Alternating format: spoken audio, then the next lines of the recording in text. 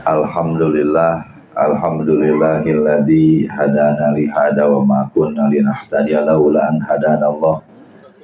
Asyhadu an la ilaha illallah wa asyhadu anna Muhammadan abduhu wa rasuluh alladzi la nabiyya ba'dah.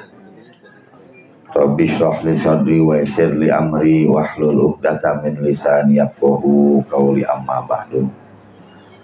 Para ibu-ibu, para bapak, jamaah majelis taklim Rauzah yang sama-sama mengharap ridho dan rahmat Allah Subhanahu wa taala. Alhamdulillah dalam suasana saum kita tidak berhenti untuk bertaklim ria, datang jauh-jauh dari tempat ibu dan bapak ke tempat ini dalam rangka thalabul ilmi.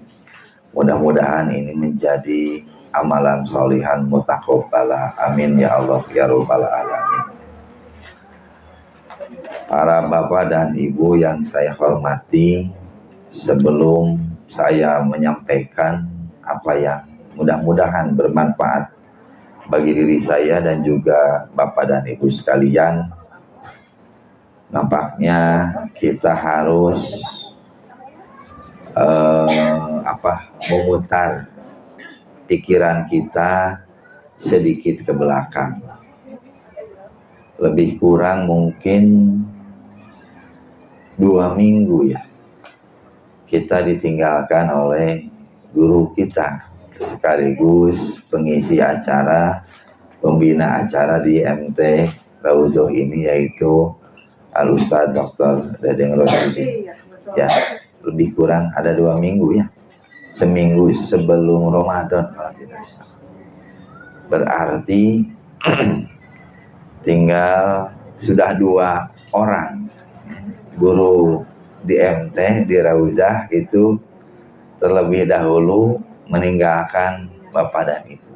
Jadi ada 2 guru kita yang sudah mendahului kita masing-masing, dan ada anggota majelis taklim Rauzah yang sudah mendahului kita masing-masing.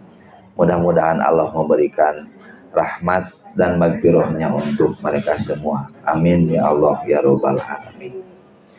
Oleh karena itu, izinkan pada kesempatan kali ini saya akan sedikit merefreshnya, nyegarkeun deui semangat hidup kita di usia. Sebenarnya usia sisa itu bukan hanya usia bapak dan ibu, saya juga sama, ya kan gitu ya, kan gitu ya. Jadi ada anggapan usia sisa itu hanya untuk orang tua saja, lansia. Sementara yang masih muda seperti saya tidak berpikir usia sisa, oh masih panjang kene, kan gitu. Ternyata kan tidak seperti itu. Makanya bapak dan ibu sekalian, mari kita pelajari berbagai keterangan yang diungkapkan dalam Al-Quran dan dalam Al-Hadis. Istilah usia dalam Al-Quran itu ada beberapa penyebutan. Dalam hadis itu ada beberapa, ada umur ya, ada sanah atau sinin, kan gitu ya. Ada umur dan ada sanah, itu usia. Kebanyakan di kita ketika ditanya usia, jawabannya adalah umur, kan begitu ya. Ketika ditanya umur, maka jawabannya adalah tahun, kan begitu ya, kan gitu ya. Maka jawabannya adalah tahun. Yang saya ketahui, usia disebut umur ya, itu merujuknya kepada kata amaro ya'muru, umron ya, atau amaro yu'amiru takmiron. Itu amaro ya'muru umron, amron wa umrotan, itu umur artinya adalah makmur ya. Sekali lagi, umur itu artinya makmur kalau dalam bahasa Arab ya, makmur. Umur artinya adalah makmur. Dalam ayat disebutkan innama ya'muru masajidallahi man amana billahi wal yaumil akhir. Sesungguhnya yang memakmurkan masjid adalah orang yang beriman kepada Allah dan kepada hari akhir. Adanya ayat ini, maka apakah setiap masjid ramai? Apakah setiap masjid ramai? Itulah itunya. Innama ya'muru masajidallah man amana billahi wa yaumil akhir. Ternyata faktanya tidak setiap masjid itu hanitin. Tidak setiap masjid itu ramai. Kewajiban orang yang beriman kepada Allah dan hari akhir adalah ngaramekeun masjid, begitu ya. Jangan sampai masjid itu seperti kuburan. Berarti kan gitu ya. Bangunannya ada, kan itu. Bisa jadi adannya ada, sholat wajibnya ada, tapi yang ikut sholat di sana dari subuh sampai isya 2 jajar, kan begitu ya, 2 baris kan. 2 baris itu makmum, imam di depan 1, makmum di belakang 2. Tadi 2 baris ya, 2 baris, 2 baris, imam 1, makmum 1, 2 baris itu juga ya, 2 baris itu. Makanya kan gitu, kalaulah wujud keimanan seseorang kepada Allah dan Rasulnya adalah dengan datang ke masjid, ikut sholat di masjid, dan menyemarakkan kegiatan masjid, kan gitu. Makanya orang yang mewakafkan masjid, kan gitu, ketika masjidnya tidak banyak dikunjungi oleh orang, kan gitu, wallahu a'lam, berarti akan ada jariah ke orang tersebut, akan ada, mungkin sedikit, begitu ya. Tapi ketika misalkan masjidnya itu ramai, maka akan semakin banyak pahala kebaikan yang didapat oleh orang yang mewakafkan masjid. Ya, berarti kata kuncinya umur itu, kalau masjid istilahnya makmur. Ya, makmur, banyak kegiatan hanut ya. Gitu. Berikutnya ada istilah ibadah umroh, betul ya? Umroh.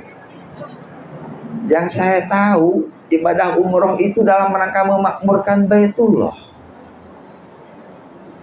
Gitu. Karena kalau hanya dimakmurkan dengan haji saja, 1 tahun sekali, siklusnya lama, ya kan? Siklusnya lama, hanya bulan Zulhijjah saja. Di luar bulan Zulhijjah apa? Tidak ada. Makanya selain syariat haji adalah syariat, ada syariat umroh. Hakikatnya umroh itu adalah untuk memakmurkan Baitullah. Haji yang wajib kan itu hanya 1 kali, dan itu tidak semua orang mampu, dan bagi yang mampu pun hanya dibatasi 1 kali. Yang itu, maka ada syariat umroh. Umroh hakikatnya adalah dalam rangka memakmurkan Baitullah. Dengan apa? Dengan tawaf. Dengan tawaf. Dengan tawaf. Dengan tawaf. Ya. Jadi Masjidil Haramnya sudah ada, yang ngaramekenya itu senantiasa ada, karena ada syariat umroh. Haji hukumnya wajib, umroh hukumnya sunnah. Karena yang wajib hanya 1 kali dalam 1 tahun, kemudian dimeriahkan, dimakmurkan dengan kegiatan umroh. Dengan demikian, ketika saya bertanya, kan gitu, berapa umur bapak, berapa umur ibu, berapa umur saya, maka Allah tidak akan bertanya tentang umur saya 40 tahun ketika saya wafat, umur bapak 60 tahun ketika bapak wafat, umur ibu ketika 70 tahun ketika ibu wafat. Yang akan Allah tidak akan bertanya berapa usia bapak ibu saya ketika dicabut nyawa. Tapi yang akan ditanyakan adalah an umrihi fima afnahu. Gitu ya. An umrihi fima afnahu. Kita akan ditanya tentang umur kita, fima afnahu. Sudah dihabiskan untuk apa? Gitu kan gitu. Makanya yang ditanya oleh Allah, apa yang bapak ibu saya lakukan untuk memakmurkan umur, begitu Bu ya, kan gitu. Orang yang berbuat baik di bumi itu disebutnya istiqmarul ardi, memakmurkan bumi dengan cara menjaga bumi dan seisinya. Tapi orang yang merusak bumi dan segala isinya tidak disebut orang tersebut adalah memakmurkan bumi dan isinya. Dengan demikian, ya, ketika kita ditanya an umrihi fima afnahu, dari umur bapak dan ibu, ya, dihabiskan untuk apa? Berarti yang ditanya, ibu bapak saya memakmurkan umur dengan perkara yang positif, barulah itu disebut umur makmur. Ketika aktivitas kita dipakai untuk yang negatif, disebut umur makmur? Tidak. Awalam nu'ammirkum ma yatadzakkaru min mudzakir. Kan gitu. Dalam surat surat ke-35 ayat ke-30, surat 35 ayat 37 kalau tidak salah. Bukankah kami sudah memberikan umur kepada kamu, kepada kalian? Nah, kepada kalian. Ayat ini berkaitan dengan nasib orang kafir ketika di akhirat kelak. Kan gitu. Mereka semuanya berteriak kepanasan. Kan gitu. Mereka semua berteriak kesakitan. Kenapa? Karena azab orang kafir nanti di akhirat, kan gitu, dinyatakan, kan gitu, tidak mati dan tidak hidup. Disebut mati tidak, disebut hidup juga tidak, terus aja seperti itu. Maka ada satu permintaan orang kafir, Rabbana akhrijna na'mal solihan ghairul ladzi kunna na'mal. Ya Allah, keluarkanlah kami di neraka ini, na'mal solihan ghairul ladzi kunna na'mal. Kami akan berbuat kebaikan yang selama ini kami tidak lakukan. Bisa jadi penyesalan itu bukan hanya untuk orang kafir, tapi juga untuk orang muslim, untuk orang beriman. Makanya istilah orang Sunda kaduhuma moal ti payun, moal ti heula, tapi dipaneri dari belakang, kecuali katubruk domanya eta mah kaduhung dihareup, tah kitu kaduhung dihareup mah eta nu nungtun domba.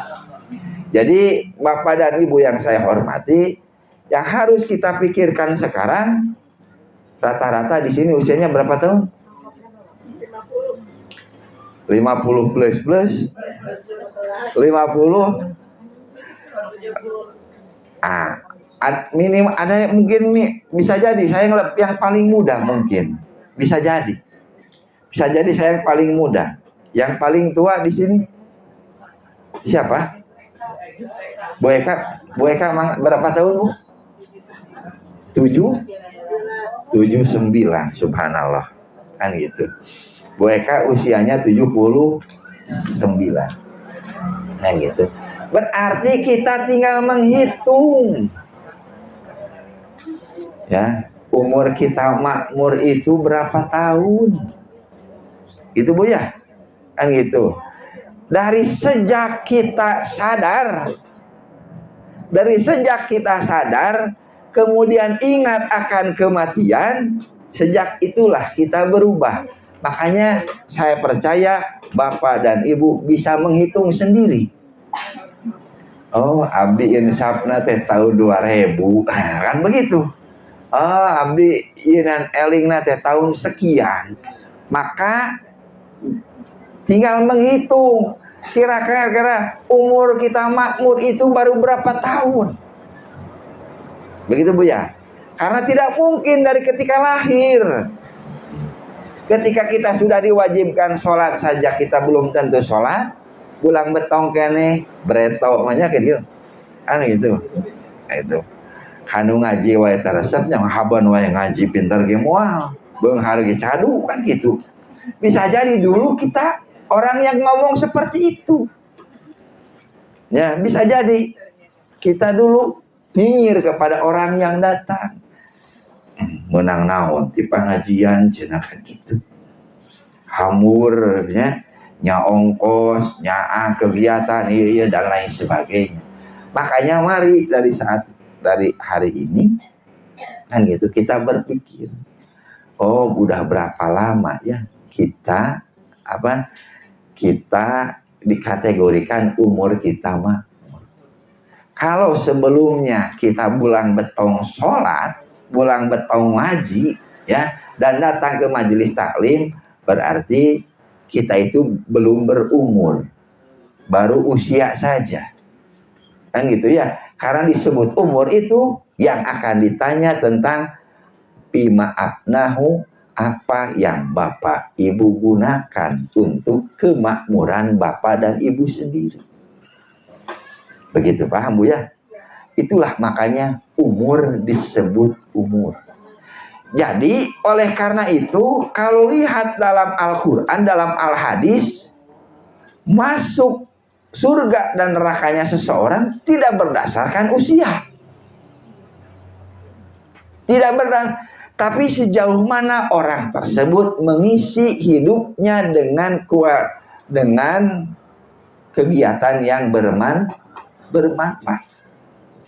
Dalam sebuah hadis disebutkan ada seseorang yang hobinya ikut perang. Kan gitu. Kemudian datang ke Nabi. Dia perang melawan Islam. Terus menang. Jarang kalah. Kemudian dia mau masuk Islam. Mau membantu pasukan Muslim untuk berperang. Datang ke Nabi. Saya perang dulu atau masuk Islam dulu? Nabi menjawab, masuk Islam dulu. Kan gitu. Ketika itu masuk Islam, setelah masuk Islam dia berperang. Qadarullah, ketika dia berperang, Allah menyabut nyawa orang tersebut, disebut mati di jalan Allah. Orang tersebut sudah sholat? Orang tersebut sudah saum? Sudah sholat? Sudah saum? Tidak. Itu. Dan orang tersebut dinyatakan masuk surga. Dalam ungkapannya, amila qalilan wa ujiro katsira. Amalnya sedikit tapi diganjarnya banyak. Amila qalilan wa ujiro katsiran. Perbuatannya baru sedikit. Baru apa? Hanya pergi ke medan perang saja. Kemudian Allah wafatkan orang tersebut di medan perang. Wa ujiro kasiron.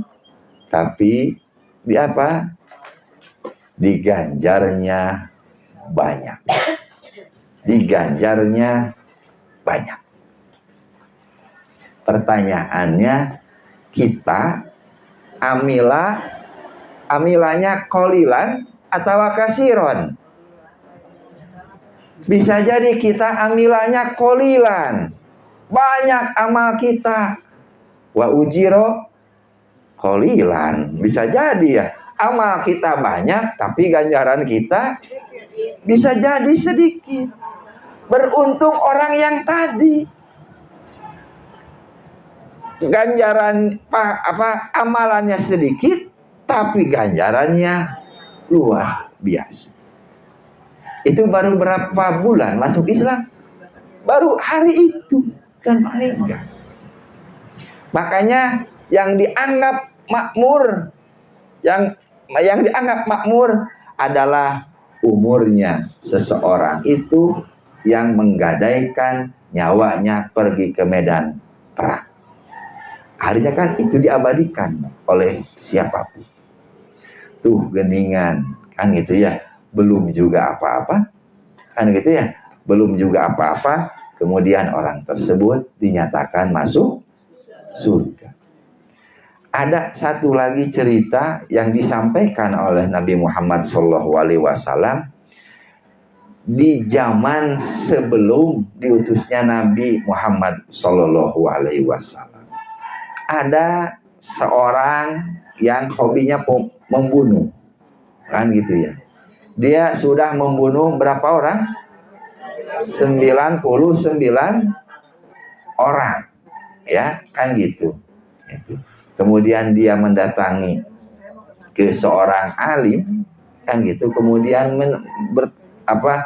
bertanya, apakah saya masih bisa bertobat atau tidak? Kepada orang rahib, ya. Rahib itu pendeta, kan gitu. Rahib itu adalah pendeta. Oleh pendeta itu dengan tegas ditolak, kan dengan tegas ditolak bahwa engkau sudah terlalu banyak membunuh orang. Sampai akhirnya pakamila mi'atan, orang tersebut kan gitu menggenapkan korban pembunuhannya adalah 100.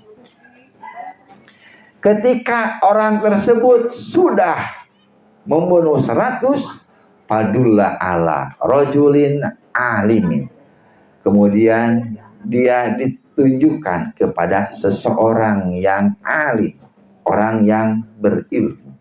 Datanglah dia ke sana, kan gitu. Kemudian orang tersebut mengatakan bahwa Allah masih membuka pintu tobat kepada siapapun. Syaratnya satu, kan gitu. Syaratnya satu, jauhi, kan gitu ya, jauhi kampung asalmu. Jadi menurut ulama tersebut, orang yang membunuh harus hijrah. Dari mana?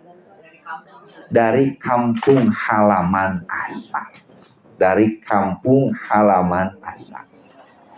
Ketika itu dia memutuskan untuk pergi dari kampung halaman asal. Setelah setengah perjalanan, kan gitu, belum nyampe ke kampung asalnya, orang tersebut kemudian meninggal dunia. Betul ya? Meninggal dunia. Maka dalam hadis disebutkan bahtasomatil malaikatu, mohon maaf, malaikat pasehat, kan gitu ya, bersikuku antara malaikat rahmat dan malaikat adab, kan begitu ya, ya, antara malaikat rahmat dan malaikat adab. Menurut malaikat adab ini, orang tersebut menjadi penghuni neraka, kan gitu ya. Menurut, kenapa? Karena dia belum melakukan apa-apa. Menurut malaikat rahmat, dia sudah menyadari kesalahannya dan sudah meninggalkan kampung halaman aslinya. Sampai diutuslah oleh Allah malaikat yang menyerupai manusia. Dan malah orang tersebut kemudian mengukur jarak. Kan mengukur jarak mana jarak yang lebih jauh, kan gitu ya, yang lebih dekat. Apakah dekat ke tempat yang akan dituju sebagai tempat hijrahnya dia, kan gitu, atau jarak yang dekat itu dari tempat asalnya semula. Ketika dihitung, kan gitu, ternyata orang tersebut sudah melewati setengah, ya, setengah batas, setengah garis. Lebihnya sakumaha Shibron teh sajengkal. Jadi lebihnya itu 1 jengkal. Maka seketika itu dinyatakan orang tersebut menjadi penghuni surga. Kenapa? Karena jarak ke tempat hijrahnya lebih dekat dan dia sudah menjauhi kampung halaman sumber kemaksiatan, walaupun bedanya hanya 1 jengkal. Jadi bagi bapak dan ibu yang baru bergabung akhir-akhir ini, jangan berkecil hati.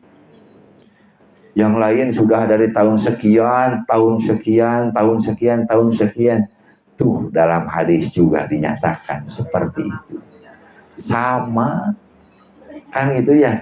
Tinggal sejauh mana kita sekali lagi memakmurkan umur kita masing-masing. Dalam hadis disebutkan, a'dzarallahu mri'in akhara ajalahu situna aman.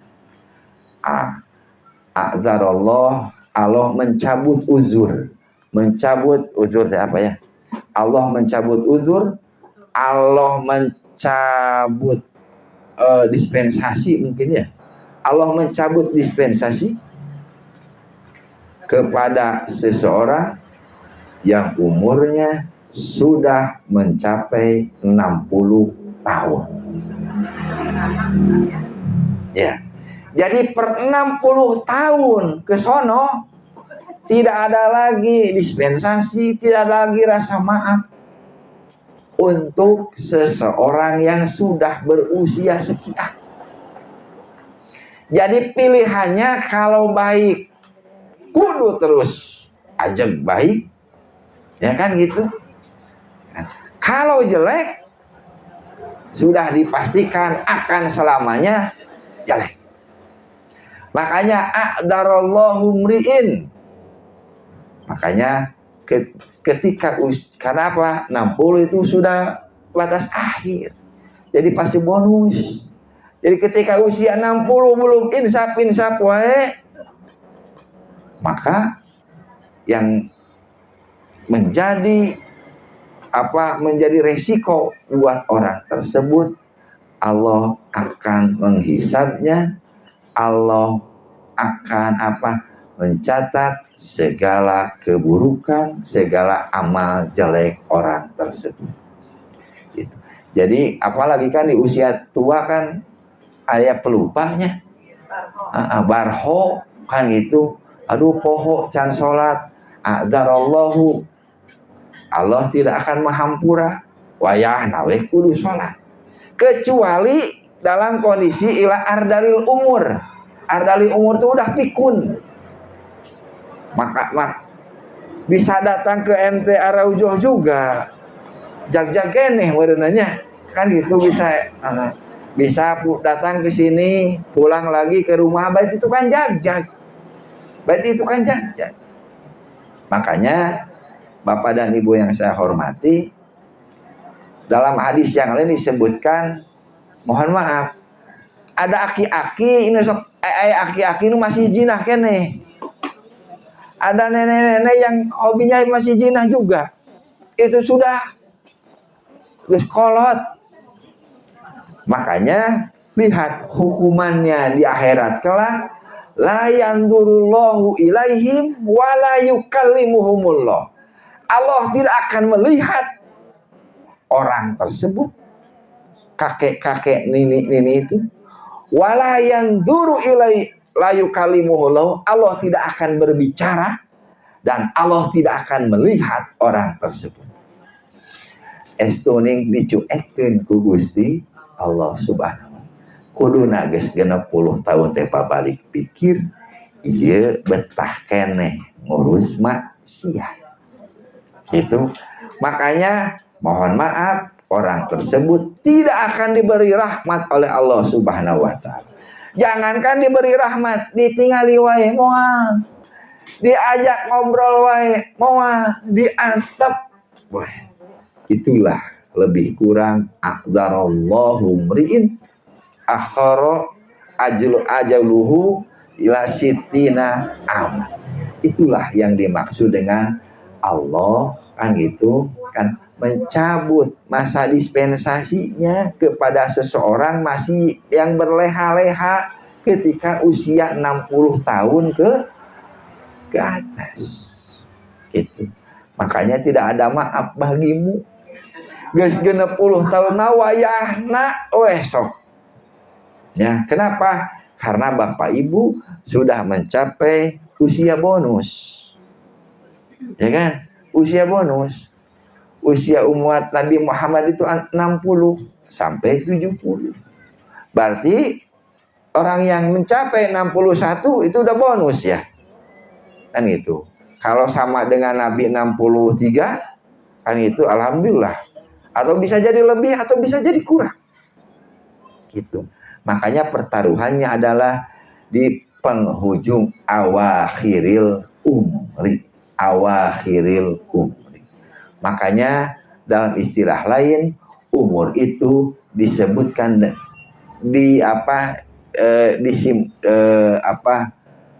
disimbolkan dengan sinun. Kan gitu, sinun. Sinun itu mohon maaf gigi kan gitu. Makanya seseorang dihitung umurnya itu tergantung giginya kan gitu ya, tergantung giginya kan gitu.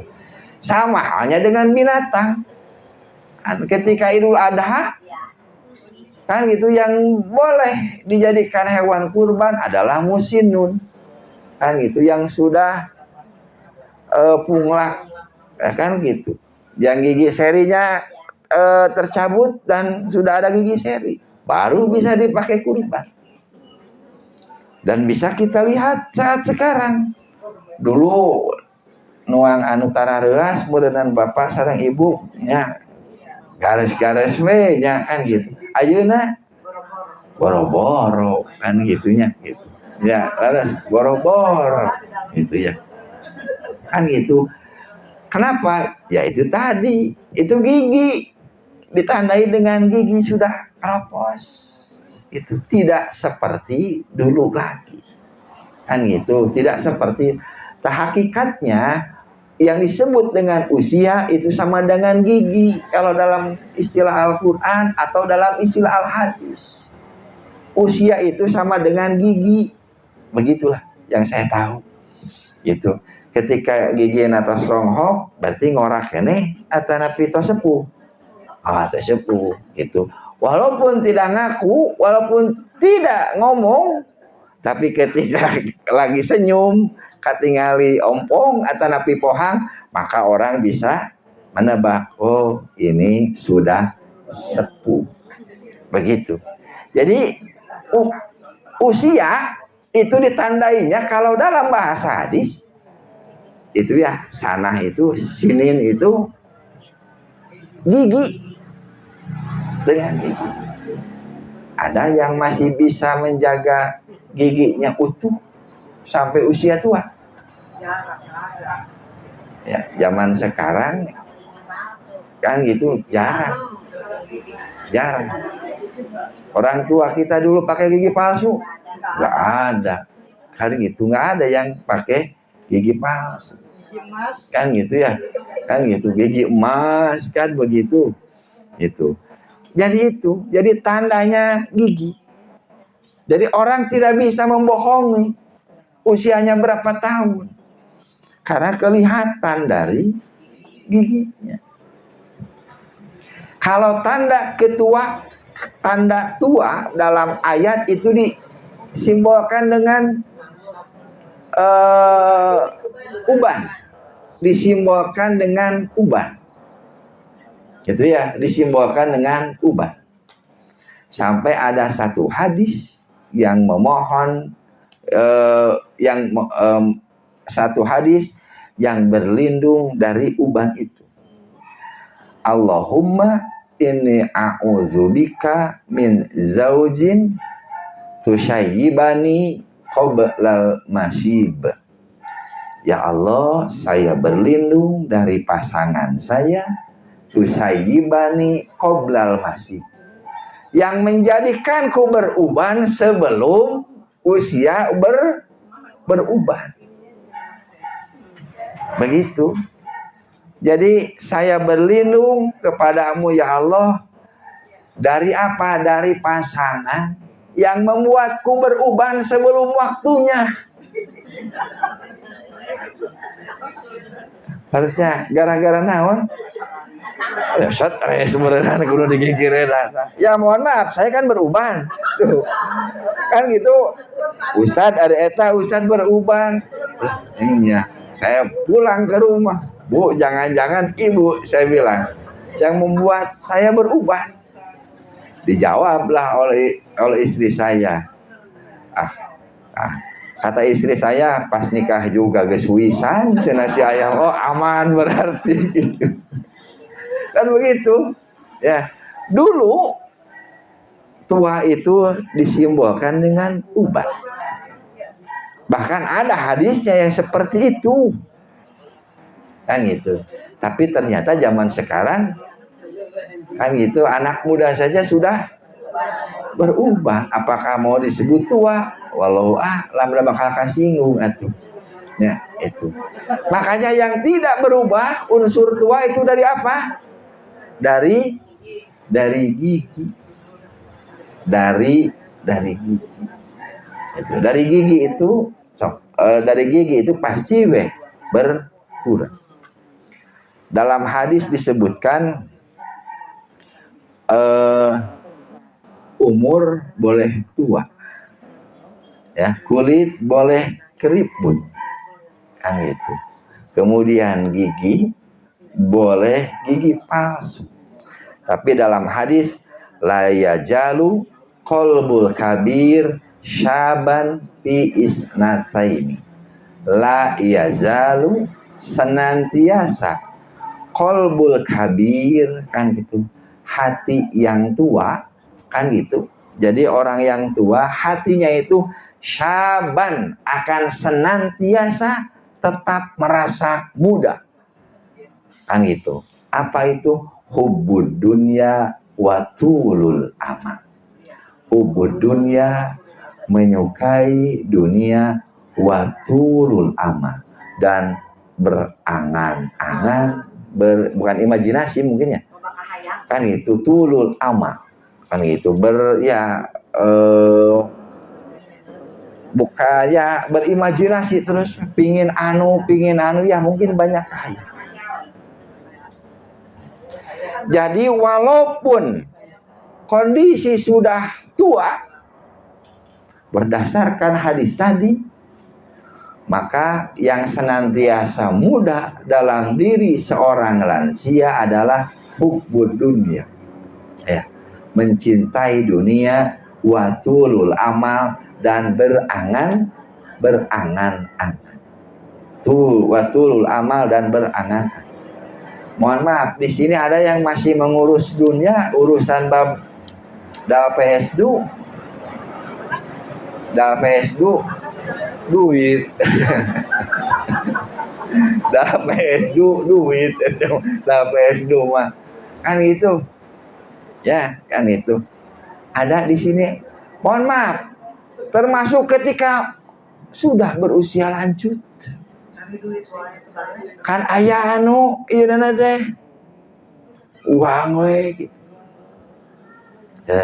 Itunya. Ya, ari dedengean tos rada awon. Ari titingalian kana artos mah rancing geus kene. Kan ayahnya nu gitunya. Banyak kan. Kan banyak yang seperti itu tuh kan. Ya kan banyak seperti itu. Itu. Makanya para bapak dan ibu yang saya hormati, ya, saya akan menulis, ya mudah-mudahan ini bisa jadi ibrah bagi kita semua, salah satu hadis riwayat Imam Bukhari.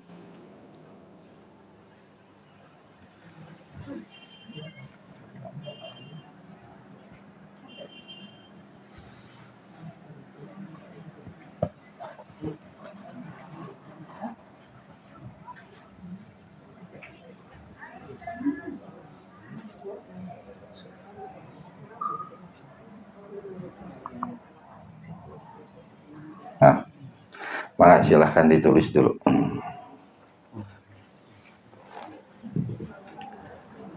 Qala Nabiyyu sallallahu alaihi wasallam,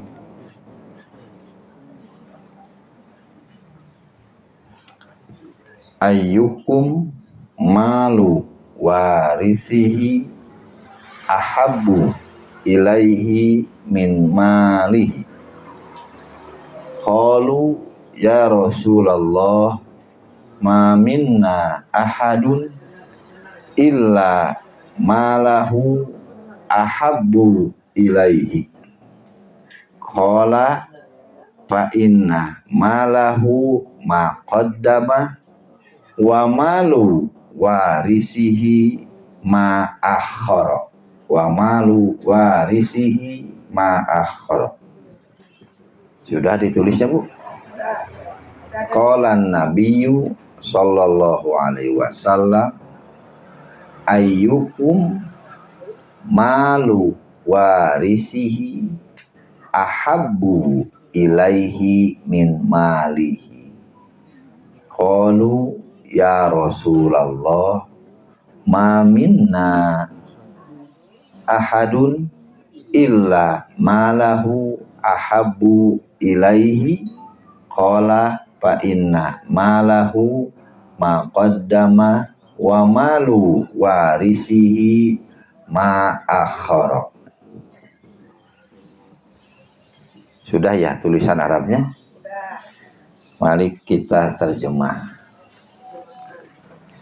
Ayyukum, kalian, mohon maaf, ayyukum, kalian termasuk golongan yang mana? Ya, ayyukum itu. Saya terjemah harfiah dulu saja ya, supaya apa? Ayyukum, kalian termasuk yang mana? Kan itu ya, kan itu. Malu warisihi ahabbu ilaihi. Malu warisihi, harta warisnya, kan itu ya. Ahabbu, lebih disukai, ilaihi, bagi dirinya, min malihi, dari harta dirinya sendiri. Ya.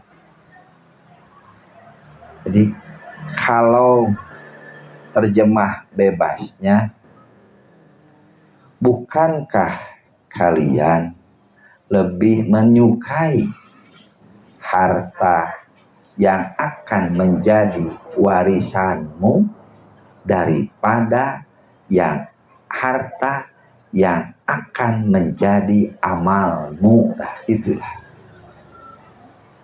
Itu ya.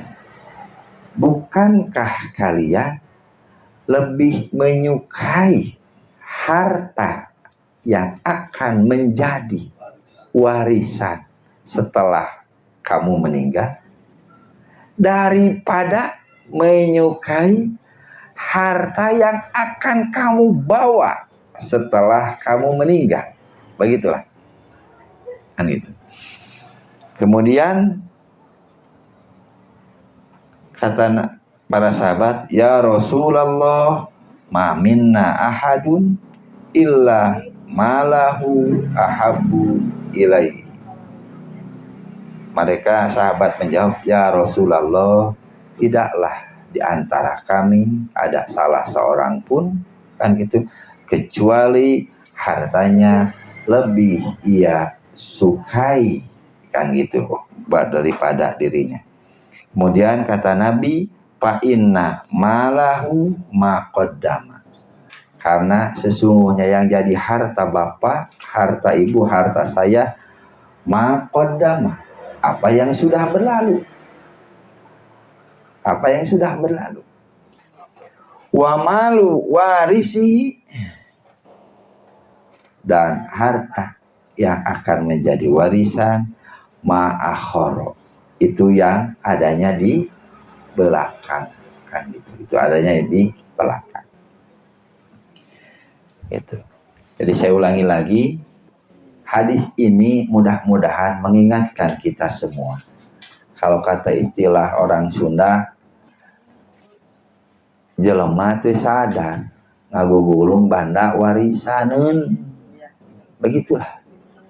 Jelema ngagugulung banda warisaneun, warisankeun, wariskeun, tah begitulah. Ya, orang ketika sibuk urusan dunia, sudah tua ngagugulung harta, orang itu tidak sadar dia sedang ngagugulung teh menggulung-gulung gitu. Ya.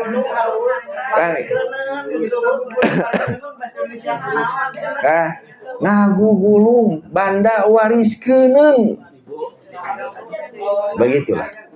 Sibuk mengurus harta yang akan menjadi warisan.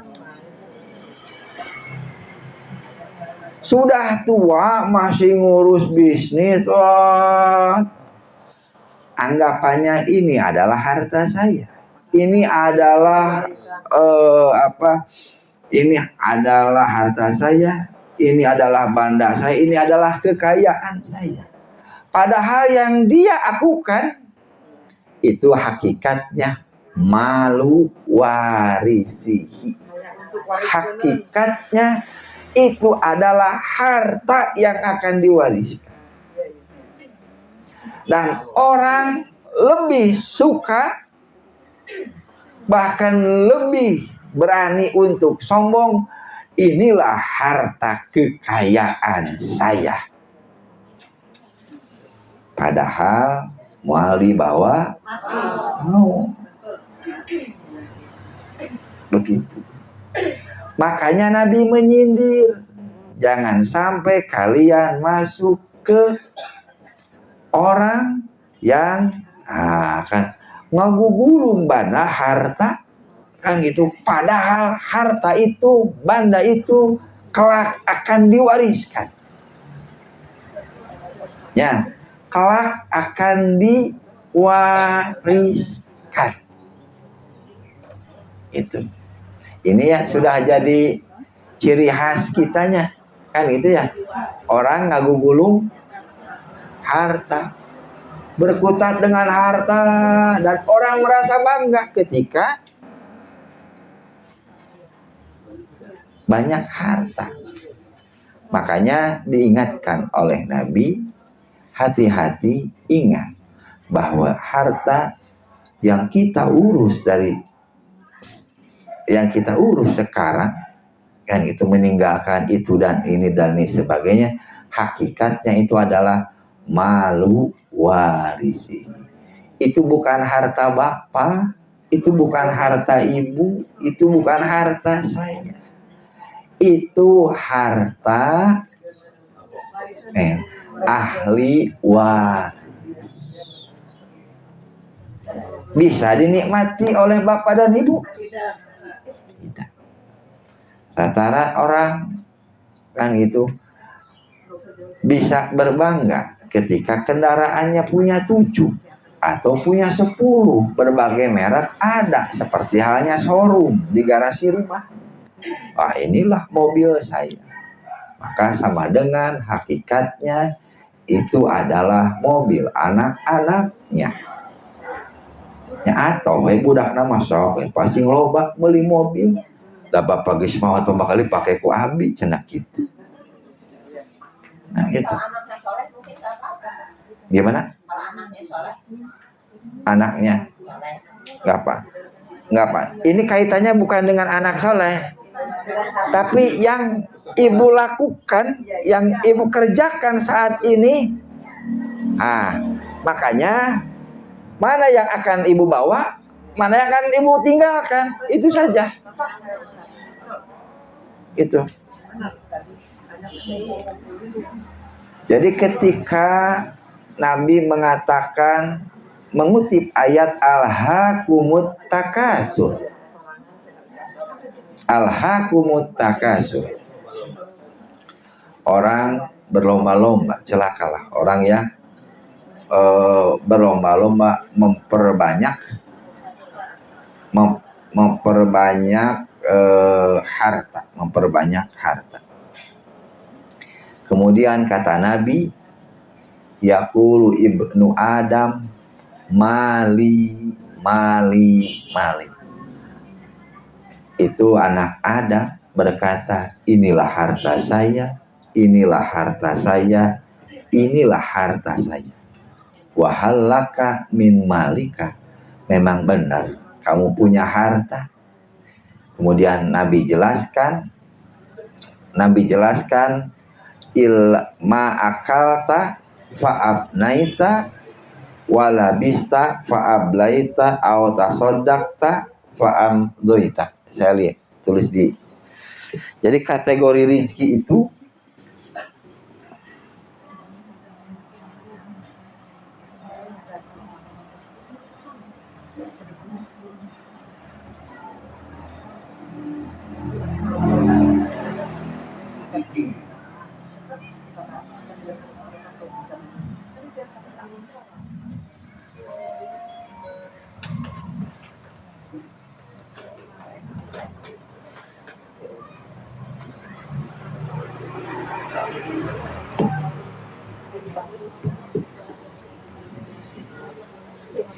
jadi yang disebut dengan rezeki kita itu ada 3.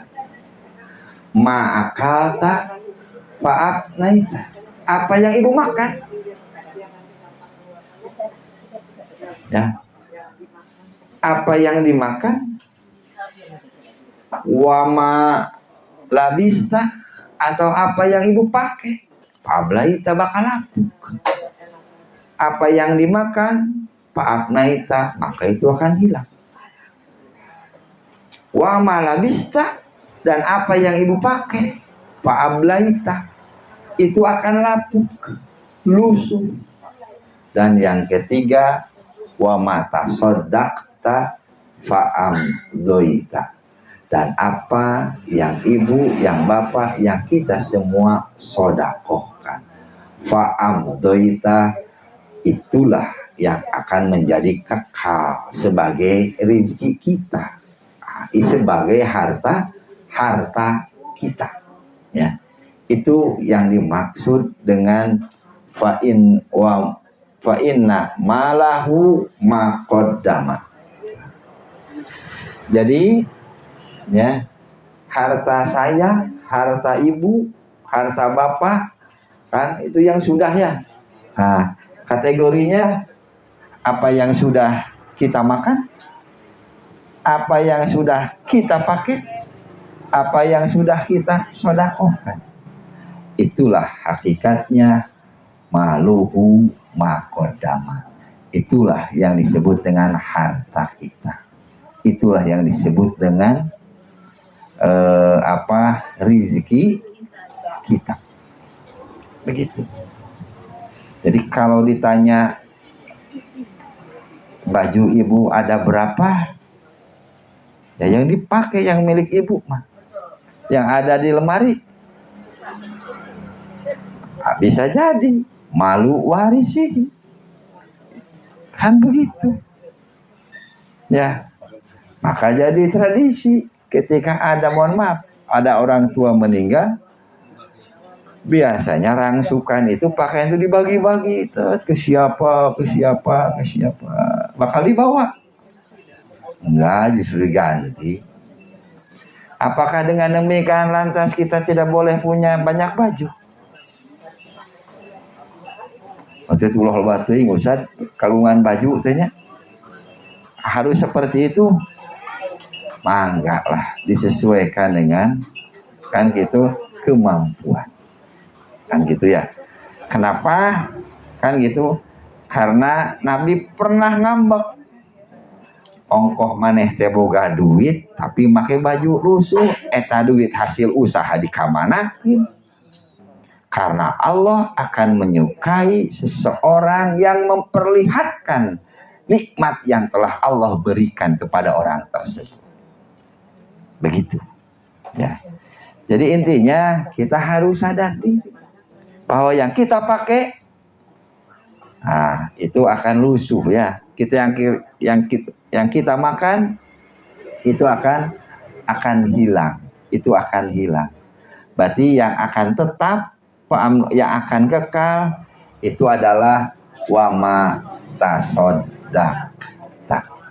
Wama tasodak. Apa yang engkau sodakohkan, itulah harta ibu, itulah harta bapak, itulah harta saya. Gimana?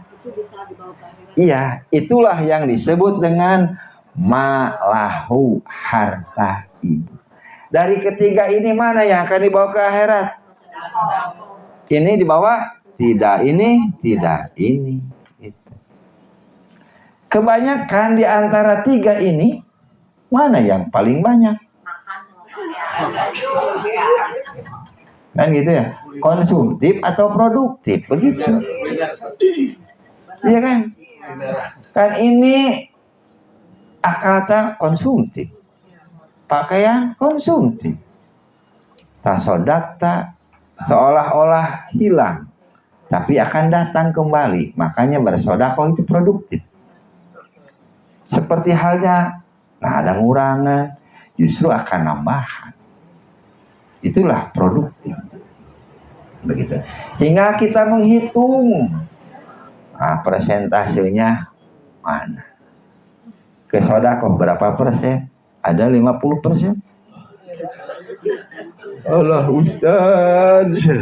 Itu 10% sudah baik.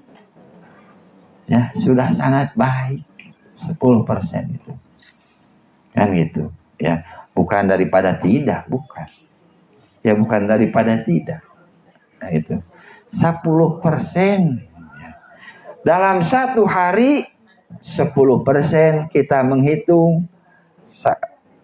Mari Bapak dan Ibu kita berbuat baik dengan orang lain. 90%-nya silahkan Bapak dan Ibu konsumsi sendiri. Yang 10% diajar, menyisihkan untuk kebahagiaan orang lain. Gitu ya, untuk kebahagiaan orang lain. Ya menepi ka cucuk jeung huluna oge beakan ku urang gitu. Melong we ucing banyak kan gitu nya, melong we ucing banyak geus beak dikecerokan oge. Keun atuh huluna mah bikeun we ka ucing atuhnya ieu mah dikecerok we tuluy ku urang teh. Begitu. Jadi inilah ya, makanya mudah-mudahan dengan majelis taklim kita di Rauzah ini kita disadarkan. Jadi kita datang ke sini berarti umur kita makmur. Ya, karena dipakai untuk kebaikan. Gitu maksudnya. Makanya itulah kenapa jatah hidup seseorang disebut dengan umur. Ya, disebut dengan umur. Yang akan ditanyakan adalah sejauh mana seseorang itu mempergunakan hidupnya untuk perkara yang baik, yang positif, sebagai bentuk terima kasih kepada Allah dengan memakmurkan jatah hidupnya yang disebut dengan umur. Begitu. Jadi Bapak dan Ibu sekalian, saya juga heran, dunia itu panah ya. Panarnya apa? Sementara. Kalau berdasarkan hadis itu, apnaita itu panah, hangus. Jadi jangan ada anggapan dunia fana itu dunia apa ya, sementara ya. Jadi dunia itu bakal hangus, tidak akan ada apa-apanya. Kan kehidupan fana, kehidupan sementara, bagi saya kurang tepat. Karena terkait dengan umur, maka pertanyaannya an umrihi bima abnahu. Kita akan ditanya tentang umur bima abnahu. Abnahu dengan apa bapak dan ibu saya menghabiskan umur itu. Jadi dunia mah bakal habis. Sebagaimana makanan yang kita makan akan habis. Habis di piring, habis tidak akan sisa dari perut. Begitu. Jadi dunia fana hakikatnya bukan sementara, tapi dunia itu akan habis. Yang kita lakukan untuk dunia, semuanya itu akan habis. Itu. Makanya yang kekal itu adalah kehidupan akhirat. Kan gitu.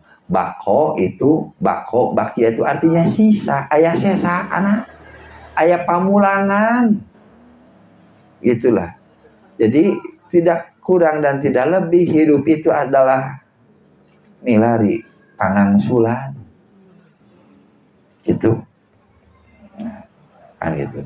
Sisa itulah yang akan kita ambil kembali. Gitu ya. Sisa itulah yang akan kita dapatkan di akhirat kelak. Nah itu. Hari sisa banyak atau sedikit, namanya juga sisa. Jadi 10% sudah uyuhan. Kan gitu ya. Sudah lebih ya uyuhan. Begitu para bapak, para ibu yang saya hormat. Jadi di usia penghujung ini, mari kita fokuskan diri kita untuk kegiatan yang bermanfaat untuk diri bapak dan ibu, termasuk saya. Kan itu, kita punya masa lalu, biarkanlah masa lalu itu sudah berlalu. Tinggal kita minta ampun kepada Allah, mudah-mudahan Allah kan gitu mengampuni kehidupan kita di masa lalu. Selesai. Jangan, saya pernah jangan. Kita tinggal tobat, istighfar, selesai. Sekarang yuk, mari kita menjemput hari kita dengan yang lebih baik. Makanya di penghujung umur bapak dan ibu ada satu doa yang Nabi senantiasa Nabi senantiasa mengucapkan itu, sebagaimana diriwayatkan oleh Siti Aisyah. Doanya adalah Subhanaka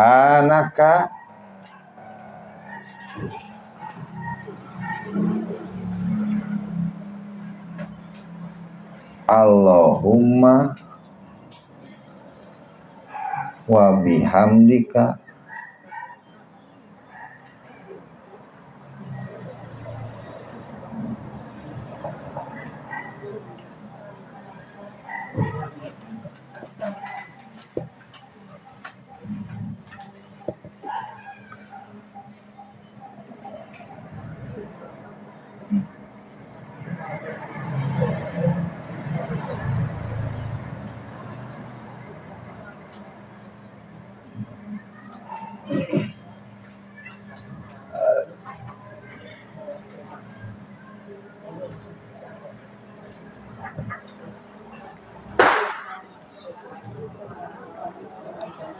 ya. Jadi wayah nawe wiridan API Subhanaka Allahumma wa bihamdika astaghfiruka wa atubu ilaika. Itulah doa yang paling sering Nabi ucapkan di penghujung hayatnya, di penghujung umurnya. Nabi senantiasa berdoa dengan ini. Subhanaka, maha suci engkau, kan gitu. Allahumma, ya Allah, wa bihamdika, dengan segala pujimu, astagfiruka, saya memohon maaf kepadamu, wa atubu ilaika, dan saya bertobat kepada. Itu doa sebagai pengantar bapak dan ibu yang secara usia dikategorikan min awakhiril umri, di usia senja. Subhanaka Allahumma wa bihamdika astaghfiruka wa atubu ilaika. Subhanaka Allahumma wa bihamdika astaghfiruka wa atubu ilaika. Apal punya? Ada ya tuh buat sama. Itu subhanaka Allahumma wa bihamdika astaghfiruka wa atubu ilaika. Tasbih, tahmid, istighfar, taubatan gitu.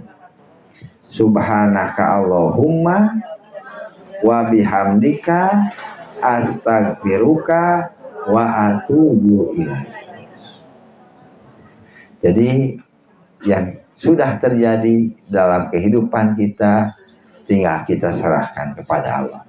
Kita menyambut penutup usia kita dalam keadaan husnul khatimah. Barangkali ada yang mau ditanyakan sama Bapak dan Ibu, mangga silakan. Sebentar, Bu, mangga silakan, Bu. Kalau wakaf sama sedekah.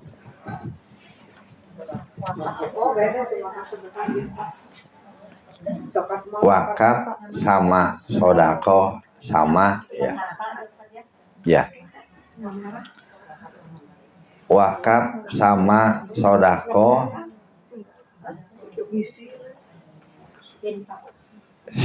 wakaf dasar hukumnya tidak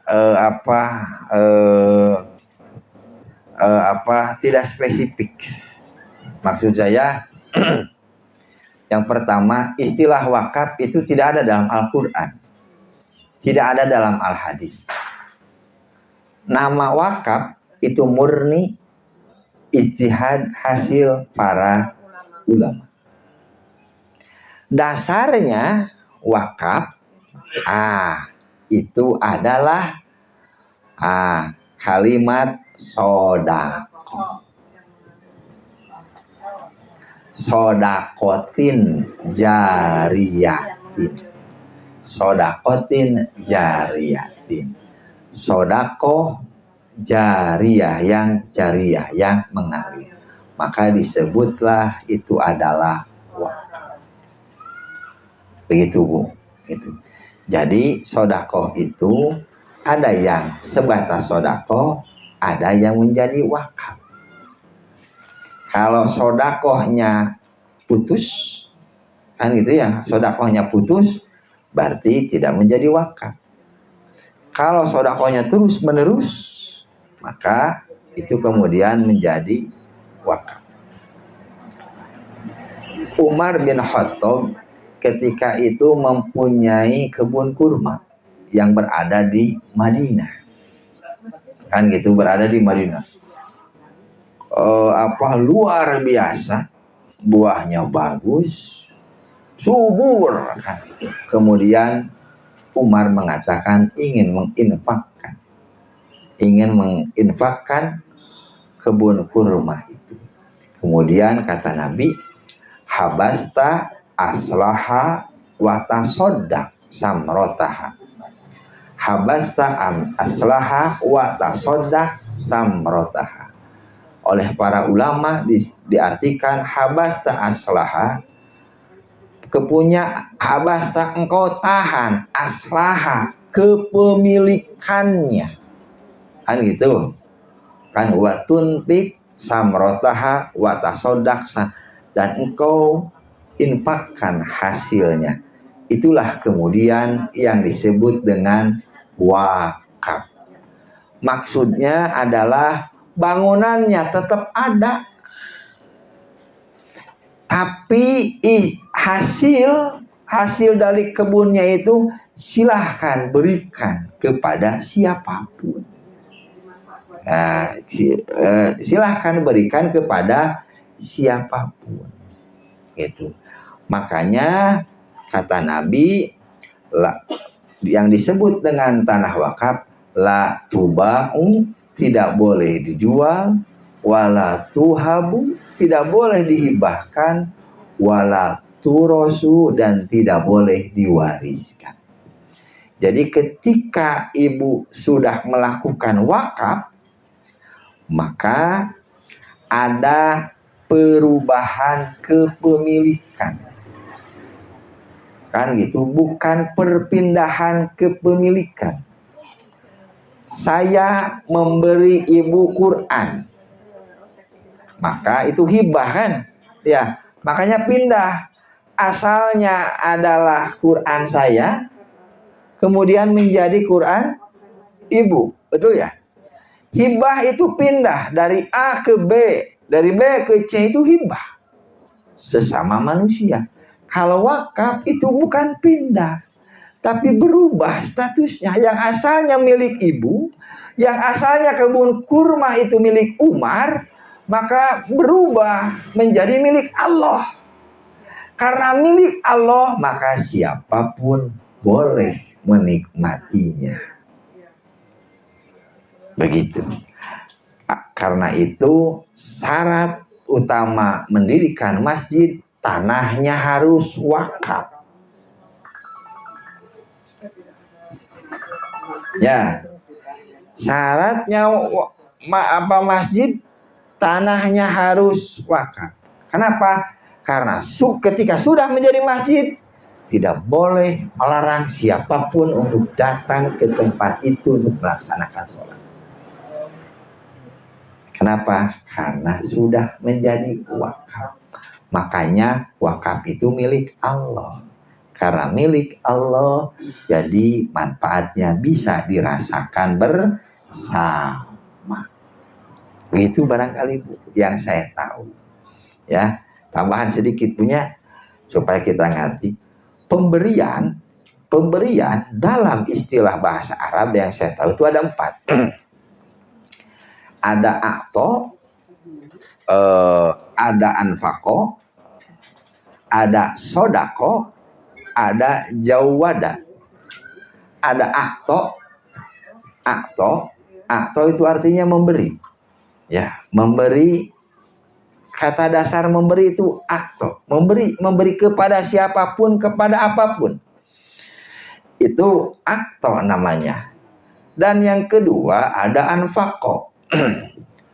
Anfako sama, anfako juga memberi. Anfako memberi itu ada 2 motif. Motifnya ada baik, ada tidak baik. Anfako itu. Jadi orang memberi sesuai dengan motifnya. Motifnya itu ada yang baik, ada yang tidak baik.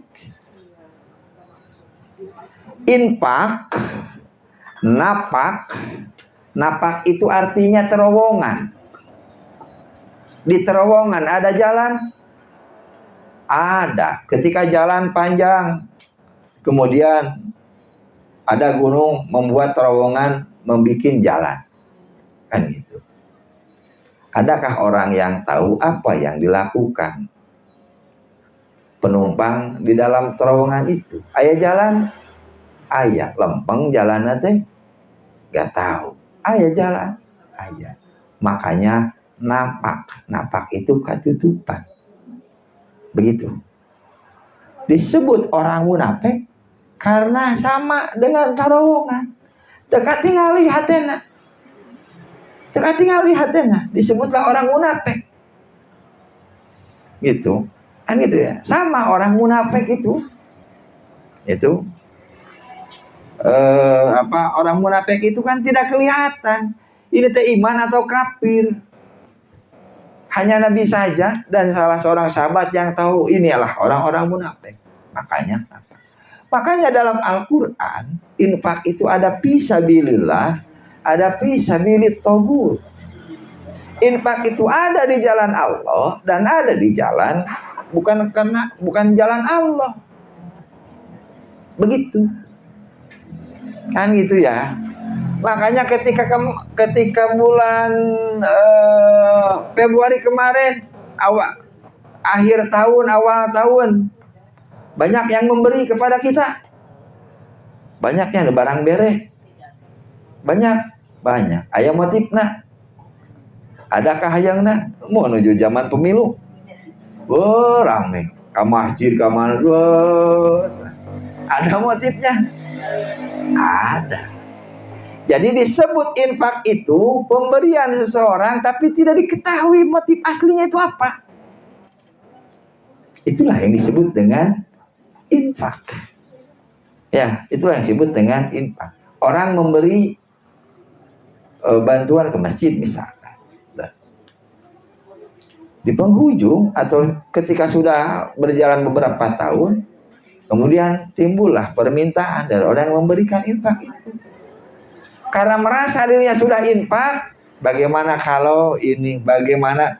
Pada akhirnya ngatur kan. Betul ya? Kan gitu. Makanya dipertanyakan, apakah betul fisabilillah atau tidak? Itu infak. Ya, itu infak. Ada yang ketiga naik, sedekah. Sedekah motifnya itu adalah keimanan. Sedekah motifnya itu adalah keyakinan. Ya, sekali lagi, orang yang sedekah motifnya adalah keimanan. Orang yang sedekah motifnya adalah keyakinan. Bukan mencari motif duniawi, bukan mencari motif jabatan orang dan lain. Murni keimanan. Makanya sedekah. Nah, orang bersedekah karena lahir dari keimanan orang tersebut. Dan sedekah itu ada yang konsumtif, itu ada yang produktif. Ya, sedekah yang konsumtif itu sedekah biasa. Itu. Kemudian sedekah yang produktif disebut sedaqatin jariyatin yang disebut dengan wakaf. Makanya mohon maaf, orang gemar berinfak atau bersedekah jariyah.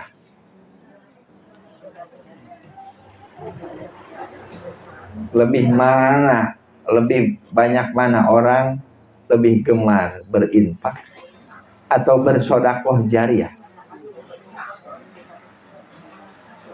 Ya, kan gitu ya. Itunya orang lebih gemar berinfak. Karena kita tidak tahu motif seseorang berinfak itu apa. Tapi orang yang sedekah itu sangat sedikit. Pertanyaan kedua, lebih banyak mana orang yang sedekah atau orang yang wakaf?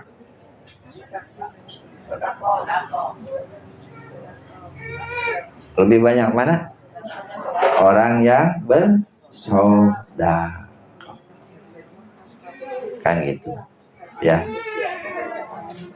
Setiap orang yang bersedekah belum tentu berwakaf, tapi orang yang wakaf sudah pasti bersedekah.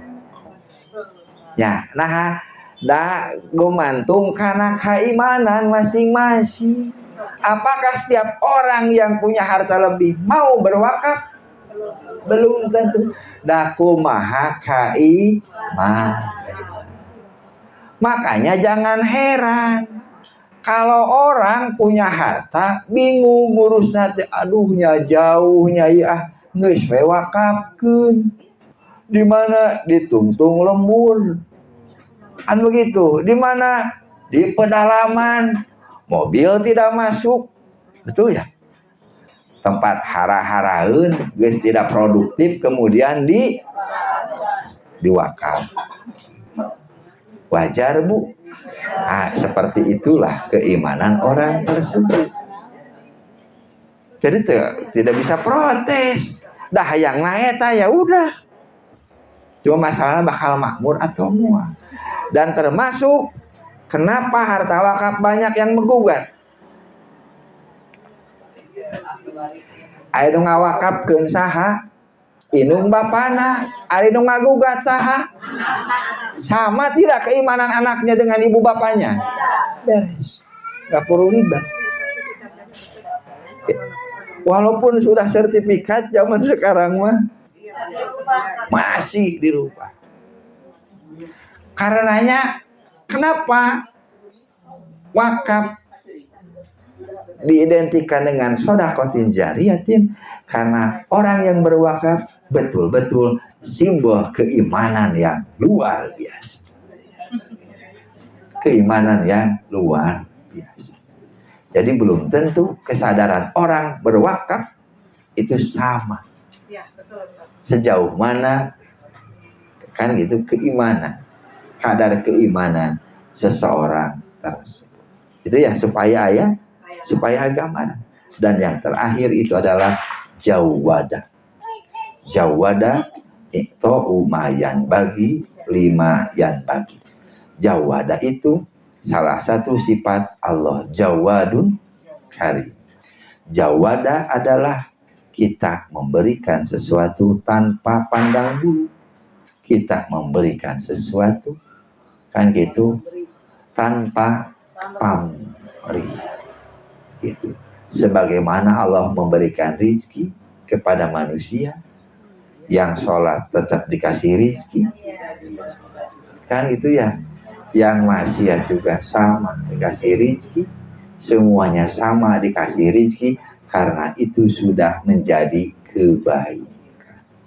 Kan itu. Jadi jawada itu adalah kita berbuat baik kepada siapapun dengan menghilangkan rasa kemanusiaan kita. Lamun aya keneh nyeri hati bisa jadi sedekah eta. Ya kan? Bisa jadi sedekah kategorinya. La tubtilu shadaqatikum bil mani wal adban. Kalau masih ada unsur manusiawi, sifat manusiawi, bisa jadi itu masih sedekah. Kalau jawad mah tidak. Kewajiban Bapak Ibu, kewajiban saya merek memberi. Mau dipakai apa bukan urusan saya, urusan Anda dengannya. Kecuali yang ketahuan, oh iya duit bakal dipakai zina, iya duit bakal dipakai membeli perkara yang haram, jangan. Oh ya. Selama tidak tahu, kan gitu, ya kita memberi. Apakah kita sudah suka memberi kepada yang pemulung di jalan? Coba pikir-pikir lah ya. Nggak usah, berarti belum nyampe jawab. Jangan gitu, karena masih ada sisi kemanusiaan. Nabi Muhammad SAW di penghujung hayatnya ada seorang Yahudi minta uang. Dilihat Nabi tidak punya apa-apa, dibawalah baju perangnya. Kemudian baju perangnya digadaikan ke Baitul Mal, dibawalah, kalau anggaplah kita mah beras. Dipanggil nih, ini ada beras, silahkan Anda bawa. Yang datang siapa? Orang Yahudi. Apakah mengharapkan masuk Islam? Tidak. Kewajiban sesama manusia untuk memberi. Ya kan? Itu. Menipelit cenah. Kan gitu. Ke orang Yahudi dikasih. Kita makan kasa sama wae kopet. Komo dari di luar agama. Begitu. Jadi jawad itu ya seperti itu. Derma gitulah kalau istilahnya. Dermawan. Mau orang ngomel ke saya, mau orang segala macam, kewajiban saya ngasih. Karena kebanyakan otak kita berbuat kebaikan kepada orang lain supaya orang lain itu tunduk kepada kita, supaya orang lain jinak kepada kita, supaya orang lain tidak mengganggu kepada kita, supaya orang lain bisa diatur itu ini dan lain sebagainya. Itu mah belum disebut jawadun, belum disebut jawadun. Jawadun mah seperti halnya Allah memberi rezekinya kepada manusia tanpa pandang bulu, tanpa pula pilih. Kewajiban Allah memberi rezeki. Makanya jawad, kewajiban ibu dan bapak berbagi dengan sesama. Bagikan. Baik deh ngewa ugi. Kan kebanyakan kita memberi teh. Anu keheuleun ka urang sok dibere cara. Kan begitu. Ya kan gitu ya, anu keuleun. Wah itu masuk ngadongekeun, ulah cirian we, cirian. Kan begitu. Masih pilih-pilih kan begitu. Jawad itu makanya yang saya tahu, jawad itu tingkatannya paling tinggi. Jadi ada akto, naik ada infak, naik ada sodako, setelah sodako barulah jawad. Dan di bulan Ramadan karena ajwadan Nabi itu adalah orang yang paling dermawan, lebih dermawan dibanding hari-hari biasanya. Makanya bahasanya ajwadan nas, lebih berehan, paling berehan. Begitu. Kalau misalkan tadi persentase kita 10%, ya bisa jadi kan gitu. Yang dipakai sendiri 10%, 90 itu dibagikan. Begitu barangkali ibu ya. Itu mudah-mudahan bisa kegambar. Jadi itulah istilah wakaf. Sekali lagi, jangan cari kata wakaf dalam ayat, jangan cari kata wakaf dalam hadis. Kan gitu, sampai kiamat pun tidak akan ketemu. Itu berdasarkan hadis Nabi, sodakotin jariyatin. Makanya jariyatin itulah yang mengikat wakaf. Ada lagi, Mangga silakan. Siapa enggak? Tertarik dengan semua apa yang diterangkan Ustaz. Mudah-mudahan apa yang diterangkan Ustaz ini ibu ya kita bisa mengoreksi diri dan melaksanakan. Memang begitulah seharusnya. Di bulan Ramadan ini kita memaksimalkan diri dengan harapan di bulan seterusnya itu bisa menjadi rutinitas kita. Ajak ya Bu ya, karena yang dilihat Allah itu bukan sekali-sekali gede, tapi rutinitas. Rutinitas itu mungkin yang paling besar. Saya mau tanya Ustaz, bagaimana kita menyadarkan bagi orang-orang yang belum rajin ke taklimnya Ustaz, tapi belum paham. Mungkin ada kadang-kadang dia bertanya kepada saya, gimana ya Bu Ina caranya supaya kita bisa seperti itu, gimana ya, saya mah ngaku terus terang belum bisa. Dan mungkinkah ada doa-doa atau lirik-lirik yang harus kita, kamu mungkin kurang istighfar, yang diucapkan, dilafazkan, nggak cukup kalau 100 kali habis sholat, mungkin ada gitu Ustaz. Karena banyak di jamaah saya ya Ustaz, saya tidak lihat yang lain di jamaah saya, mungkin orang lain nggak tahu, hanya saya. Jadi kalau lihat pengalaman Nabi ketika mulai hijrah ke Taif, itu kan bukan berbanding lurus dengan penerimaan, tapi berbanding terbalik. Iya, betul. Dengan lemparan batu, cacian, apa dan lain sebagainya, sampai diturunkan malaikat Jibril dan minta kepada Muhammad, mau apakan saya tanah Taif. Nabi tidak meminta untuk dibinasakan. Nabi mengatakan, Allahumma hdi qaumi fa innahum la ya'lam. Ya Allah, berilah hidayah kaum saya, mereka menolak karena mereka belum tahu.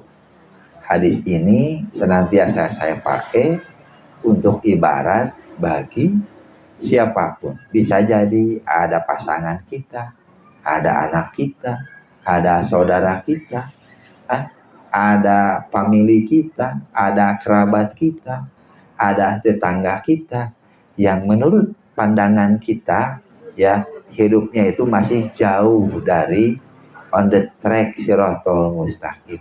Maka doanya adalah sederhana. Allahumma hdihi fa innahu la ya'lamun. Allahumma ihdihi, ya Allah berikanlah hidayah orang itu. Ya iya, bukan orang itu. Yang bersangkutan ingin memperbaiki diri, apa ininya? Kalau yang bersangkutan ingin, saya belum menemukan ya. Saya belum menemukan. Ya makanya, ya jadi kita yang mendoakan. Allahumma hdihi, ya, dihi fa innahu la ya'lamun. Ya Allah, iya, ya Allah berilah hidayah orang itu karena dia belum tahu. Karena kita sudah tahu, makanya kita lebih baik datang ke sini kan, daripada misalkan ke pasar barunya ibunya. Daina majak doalna taklim. Kenapa? Karena kita sudah tahu. Oh iya, ini manfaat supaya umur kita makmur kan begitu. Dah ke pasar baru, mah tidak harus hari Rabu juga bisa kan begitu Ayah hari Rabu mah oh ayah taklim, nah begitu. Jadi orang semangat berbuat baik karena merasa sudah tahu. Oh iya. Makanya bagi saya, orang yang, bagi laki-laki yang dengan Jumatan itu merasa nikmat, akan senantiasa datang ke masjid untuk sholat Jumat. Tapi bagi orang yang belum dapat hidayah, walaupun KTP-nya Muslim, kalem, hari-hari, begitulah. Itu barangkali Bu, ya. Jadi doanya dari orang itu, ya karena memang belum ajeng saja orang itu, jadi bingung. Gitu. Ada lagi tadi tuh satu orang lagi, siapa? Udah pulang ya? Ada tadi? Oh udah, oh iya. Itu barangkali. Bapak dan Ibu, mungkin itu yang bisa saya sampaikan. Saya mohon maaf atas segala kekurangan dan keterbatasannya. Mudah-mudahan kita semua diberikan umur oleh Allah, kesehatan oleh Allah, bisa melaksanakan saum sampai akhir Ramadan dan kita bisa bertemu dengan Lebaran. Amin ya Allah ya Rabbal Alamin. Assalamualaikum warahmatullahi wabarakatuh.